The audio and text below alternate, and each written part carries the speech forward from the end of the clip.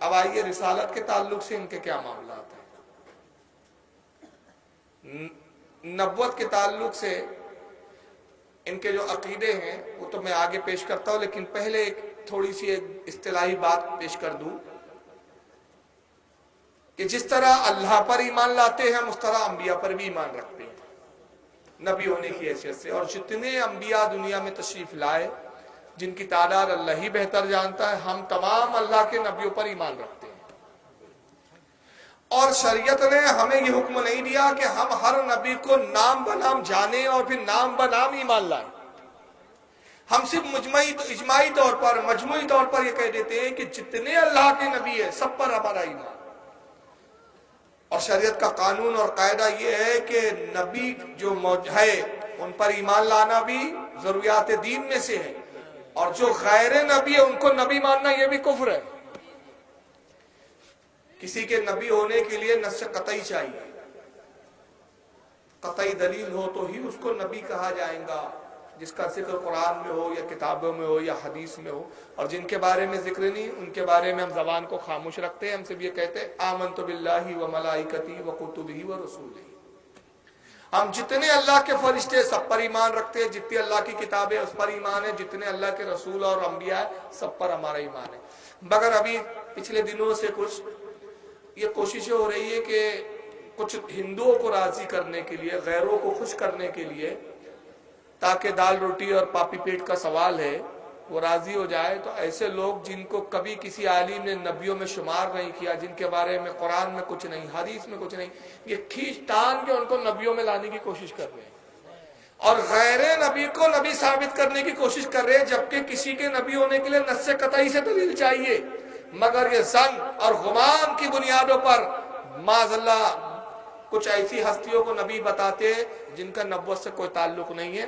ابھی حال ہی میں جمعیت العلماء ہند کا ایک مفتی ہے جس کا نام ہے مولوی الیاس، اس نے ایک بیان دیا، آئیے اس کا بیان کیا، پہلے وہ بیان سنیں پھر اس کے بعد میں آگے گفتگو بتاتا ہوں۔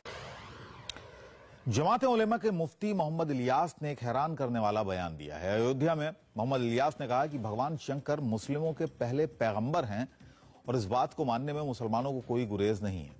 جماعت علماء 27 فروری کو بلرام پور میں قومی ایکتا کا کارکرم کرنے جا رہا ہے، اور اسی کارکرم میں ایودھیا کے سادھو سنتوں کو بھی آمنترت کرنے کے لیے ایک پرتیندھی منڈل فیض آباد آیا، جہاں مفتی الیاس نے یہ بیان۔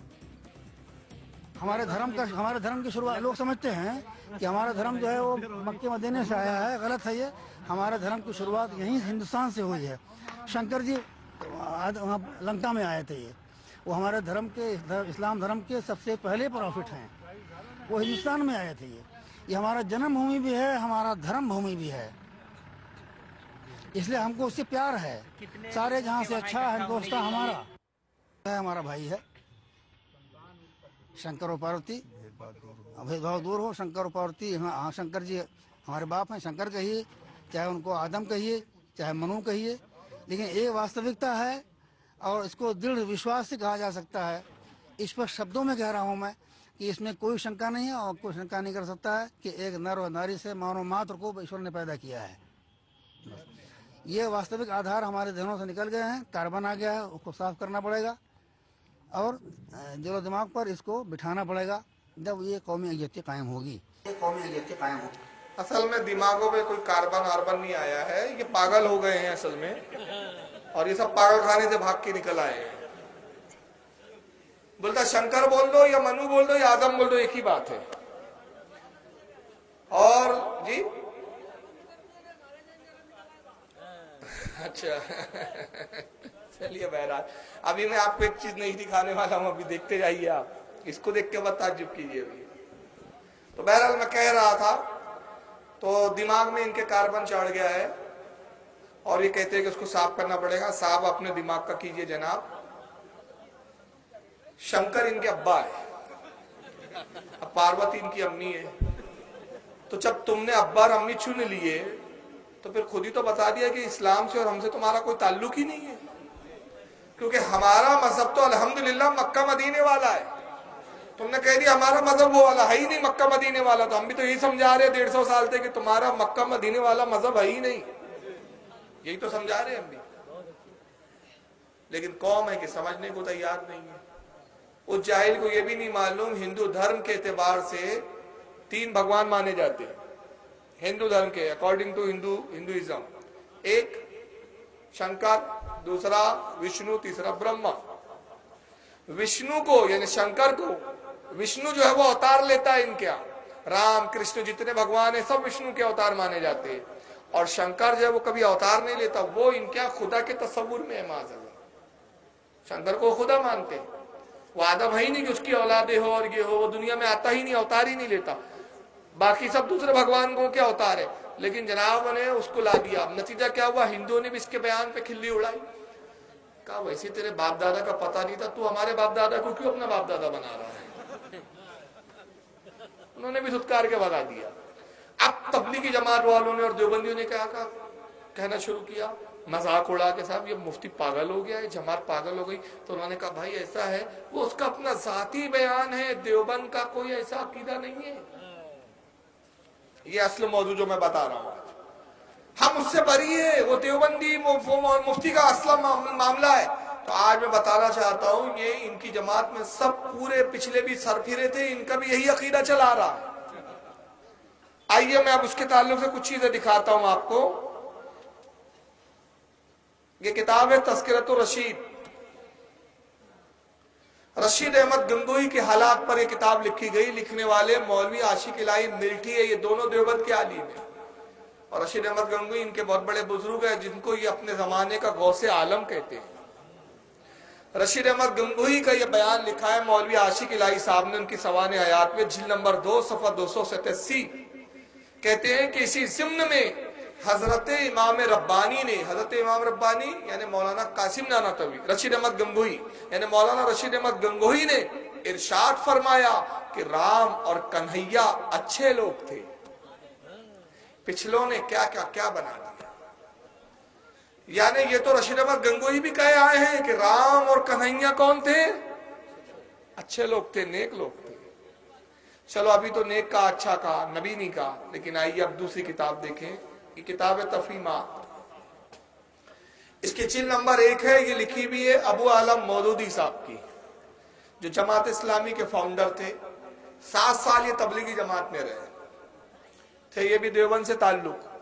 7 سال تبلیغی جماعت میں کام کیا. آخر میں مولوی الیاس صاحب اور تبلیغی جماعت کے کچھ لوگوں سے ان کی جمی نہیں، تو لڑ جھگڑ کے یہ الگ ہوئے اور انہوں نے اپنی ایک الگ جماعت بنائی. اس کا نام رکھا تھا جماعت اسلامی. لہذا انہوں نے کتاب لکھی تفہیمات. اس کا صفحہ نمبر 124 ہے. صفحہ 124 پہ وہ کہتے ہیں کہ سب جگہ اللہ کے رسول اللہ کی کتابیں لے کر آئے ہیں. سب جگہ اللہ کے رسول اللہ کی کتابیں لے کر آئے ہیں، اور بہت ممکن ہے کہ بودھ، کرشن، رام، کنفیوزسٹ، زردشت، مانی، سقراط، فیثاغورس وغیرہ ہم انہی رسولوں میں سے ہو. کتنوں کو رسولوں میں شامل کیا.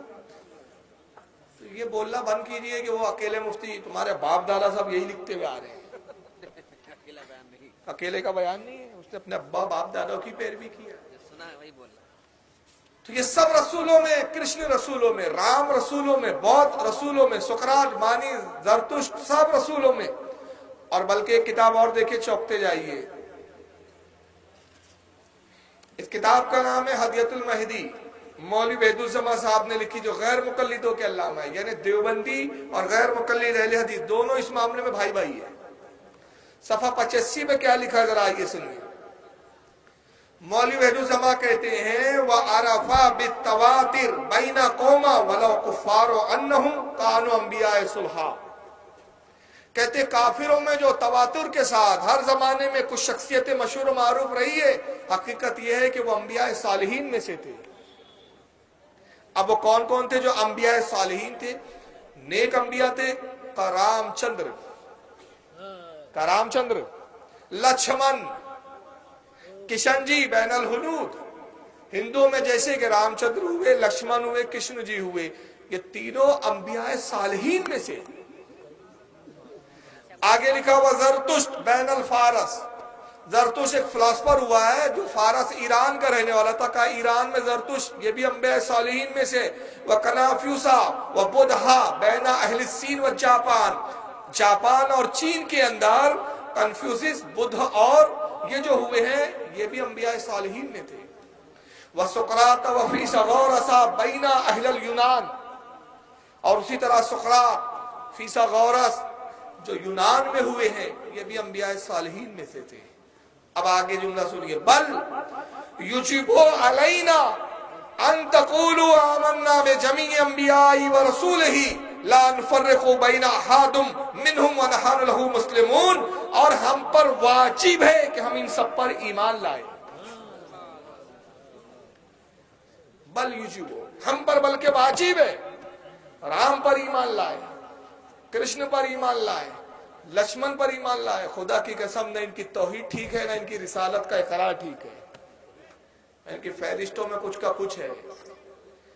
اور رسول اللہ جو حقیقی انبیاء ہیں ان کی تو توہینیں کرتے اپنی کتابوں میں، اور جن فرضی جو لوگ تھے جن کے وجود کا بھی پتہ نہیں ان کو نبیوں میں شامل کرتے ہیں۔ معاذ اللہ، ہم پر واجب ہے کہ ہم ان پر ایمان لائیں۔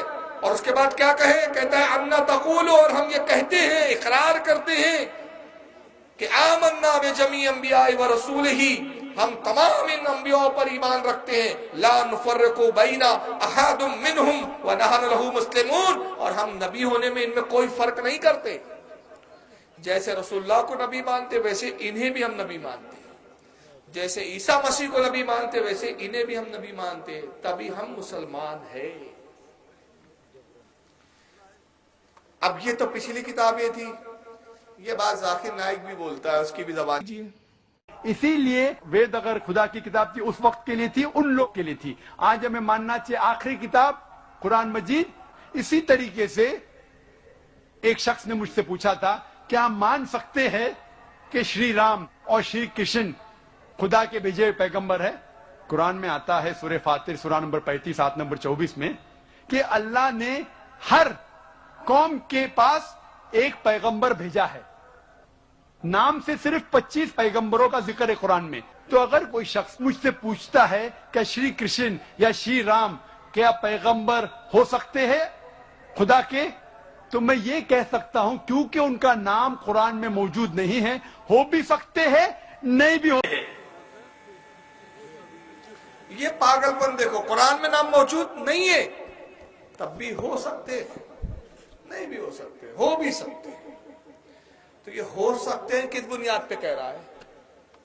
ظن و گمان کی بنیاد پر، اور ظن و گمان کی بنیاد پر کسی کو نبی نہیں کہا جا سکتا، یہ ان کے عقیدے ہیں۔ یہی وجہ ہے کہ ونے کٹیار نام سنا ہے، اس نے ایک بیان دیا تھا بیچ میں، جی ونے کٹیار نے کیا بیان دیا تھا؟ وہ بیان سنیے اس کا۔ بابری مسجد کا جب فیصلہ آیا تھا تو یہ جو بیان وہ دے رہا ہے، یہ بولی اس کے منہ میں رکھی کس نے؟ یہی تلوے چاٹنے والے ہیں۔ آئیے میں نے کٹیار کا بیان۔ صرف یہ پوچھنا چاہتی ہوں کہ ایک طرف ہم کہتے ہیں کہ ہندو مسلمان سب ایک برابر ہے، ہمیں کسی میں کوئی ڈسکرمنیشن یا کچھ نہیں کرنا چاہیے، سارے دھرم ایک جیسے ہیں، تو اگر فیصلہ مسلمانوں کے پکش میں بھی آ رہا ہے تو ہمیں اس میں کیوں دقت ہے؟ ہم وہاں مسجد بنا دیں اگر فیصلہ آتا ہے۔ پرشن بہت اچھا انہوں نے پوچھا ہے۔ بھگوان رام کیول ہندوؤں کے ہی رام نہیں ہیں، بھگوان رام مسلمان بھی سماج ان کو نبی پیغمبر اپنا مانتا ہے۔ اس لیے میں نے مسلمان سماج سے بھی اب یہ اپیل کی ہے کہ رام کا مندر بنے گا تو مسلمانوں کا بھی ان کے نبی پیغمبر کا مندر بنے گا۔ جی پلیز۔ رام کا مندر بنے گا، ان کے نبی پیغمبر کا مندر بنے گا، تو پرابلم کیا ہے؟ یہ بولی کس نے دی ہے زبان میں؟